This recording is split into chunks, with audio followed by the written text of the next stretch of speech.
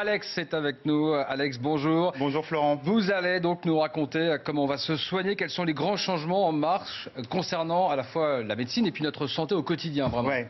Alors ce qu'on peut dire, c'est que la médecine du futur va clairement bénéficier des innovations technologiques. Et parmi les grandes révolutions à venir, l'imagerie médicale, qui fait des progrès absolument fulgurants, si bien que d'ici 2050, nous allons tous pouvoir disposer de notre double numérique. Alors ça veut dire quoi avoir un double numérique?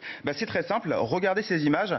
Il suffira en fait de nous faire scanner de la tête aux pieds en 3 dimensions, bien évidemment par notre chirurgien, par notre médecin, qui pourra se balader virtuellement dans notre corps comme on se balade dans un jeu vidéo. Sauf que là, évidemment, ce qu'on verra, ce sera l'intérieur de notre corps en temps réel. Donc le médecin, le chirurgien pourra visiter les moindres recoins de notre anatomie sans rien endommager. Donc c'est absolument révolutionnaire. On sait que voilà, il y a des examens qui sont parfois douloureux, qui prennent du temps, parfois sous anesthésie générale. Tout ça, ce sera vraiment relégué au passé. Ça paraît complètement dingue. Ouais. La technologie qui va donc optimiser cette phase du diagnostic médical, mais aussi l'étape de l'analyse. Oui, absolument. Et, en 2050, fini les analyses médicales lentes et coûteuses, et fini également l'angoisse liée à l'attente des résultats, puisque nous aurons tous à notre portée un laboratoire sur puce. Alors, un laboratoire sur puce, c'est quoi? C'est très simple, c'est un accessoire pas plus grand qu'une carte de visite, où en gros, avec une seule goutte de votre sang, il sera possible de diagnostiquer plus de 100 maladies, et tout ça en moins de 10 minutes. Alors, ça ressemble à de la science-fiction, et pourtant, ce futur est déjà en marche grâce à Luc Gervais, un ingénieur suisse que nous avons rencontré et qui nous présente son innovation.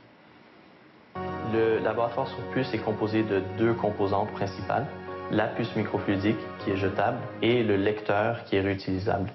Il est très facile d'utilisation. Je commence en me piquant le doigt. Je prends une goutte de sang que j'insère ensuite sur la puce microfluidique. Dans une goutte de sang, il y a des millions de différentes cellules, des plaquettes, des globules rouges et des globules blancs, et aussi des trilliards de protéines, des acides nucléiques et des petites molécules. La puce microfluidique va filtrer le sang et acheminer le plasma à travers la puce. On peut détecter des centaines de maladies à l'aide de cet appareil. Par exemple, les cancers, les maladies infectieuses comme la grippe, le VIH, l'hépatite, les allergies, différentes fonctions d'organes comme la fonction du foie, la fonction de la thyroïde. On arrive à faire un diagnostic médical qui coûte beaucoup moins cher que celui qui est fait aujourd'hui à l'aide des analyseurs centralisés. Alors ça permettra aussi de faire un diagnostic qui sera fait dans les pays en voie de développement pour les gens qui sont les plus démunis. Donc on va consulter notre